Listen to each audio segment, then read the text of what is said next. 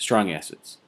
Now remember, there's 7 strong acids I told you should probably memorize. Okay, so make sure you go back and you look at those 7 strong acids. And the reason why you want to know that is if this is one of those strong acids, this problem is going to be very, very simple.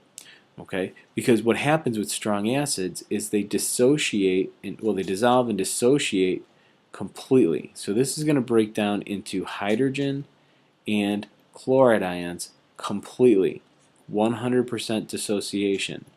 So we have all these ions in solution, we don't have any of them still in this molecular form. So what that means is no equilibrium. Okay, so no equilibrium here. What we're going to have is just completion.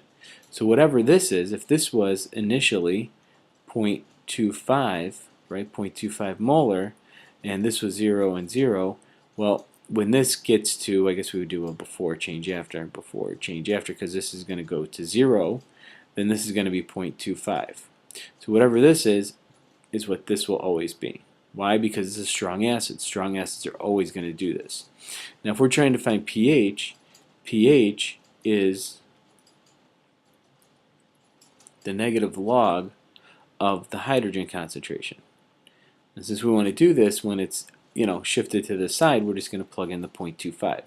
So negative log of 0.25 is going to give me a pH of 0.602, and if you round that to significant figures, 0.60 will be my pH. Okay, so try that, make sure it works for you, and that's it. I mean, really, with a strong acid, it's really, really simple. Whatever this concentration is, plug right into your pH equation. Okay, it doesn't get any easier than that, guys. No equilibrium. Alright, so let's take a look at one that does use equilibrium. Okay, so let's look at what is the pH of 0.25 molar hydrofluoric acid.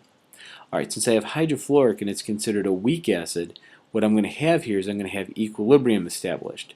So hydrofluoric acid, being a weak acid, is going to dissociate only marginally. Okay, just a small amount of ions goes into solution, while most of the ions, or most of the compound stays on this side. Why?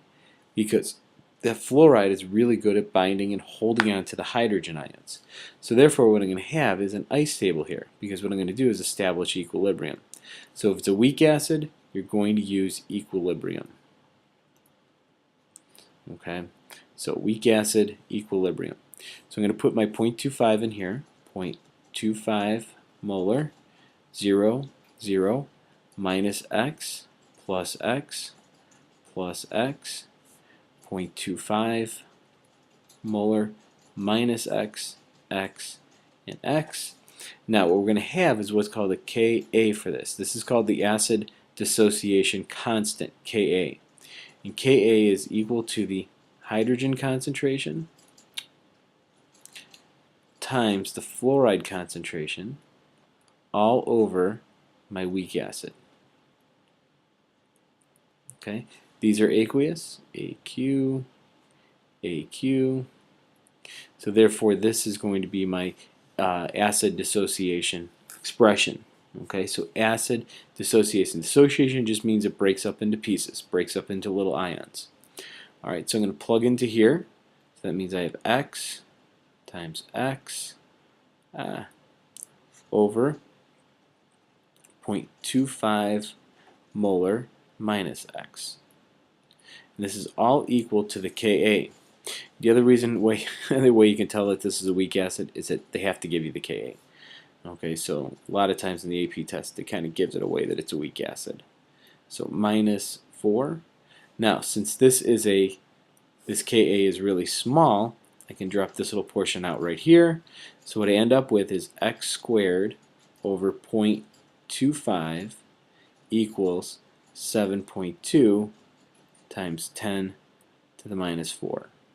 Hopefully you can solve for x. What is x equal to? X is equal to the hydrogen.